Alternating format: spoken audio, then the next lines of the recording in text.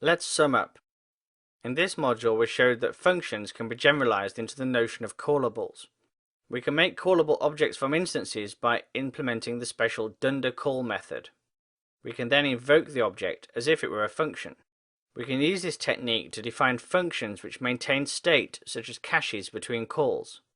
This also allows us to give functions attributes and methods which can be used to query and modify any hidden state. Whenever we create an object by invoking a constructor, we're actually calling a class object. Class objects are themselves callable. Class objects can be used just like any other callable object, including being passed to and returned from functions and bound to names through assignment. A single expression can be used as a callable by creating a lambda, which is an anonymous callable. Lambdas are most frequently used inline and passed directly as arguments to other functions. Unlike regular functions, the lambda argument list isn't enclosed in parentheses, and the lambda body is restricted to being a single expression, the value of which will be returned.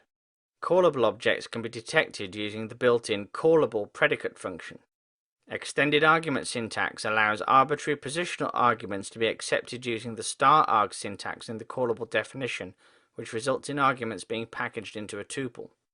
Similarly, arbitrary keyword arguments can be accepted using the double star keyword arg syntax, which results in keyword arguments being packaged into a dictionary. Extended call syntax allows us to unpack iterable series and mappings into the positional and keyword function arguments respectively. There is no requirement for the use of star and double star at the call site to correspond to the use of star and double star in the definition. Arguments will be unpacked and repacked as necessary. Star args and double star keyword args can be combined with mandatory positional and keyword arguments in a well-defined order. In passing, we discovered that the timeit module can be used to measure the performance of small code snippets. Python supports a syntax for conditional expressions of the form result equals true value if condition, else false value, and that the zip built-in function uses extended argument syntax to accept an arbitrary number of iterable series as arguments.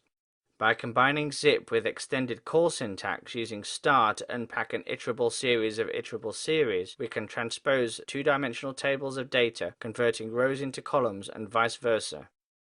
The zip star idiom is widespread enough that you need to be able to recognize it on sight. Next time on Python Beyond the Basics, we'll continue our journey of understanding functions, looking at how they interact with scopes in local functions, which can be used to form closures, which in turn are useful in constructing decorator functions. Thanks for watching, and we'll see you in the next module.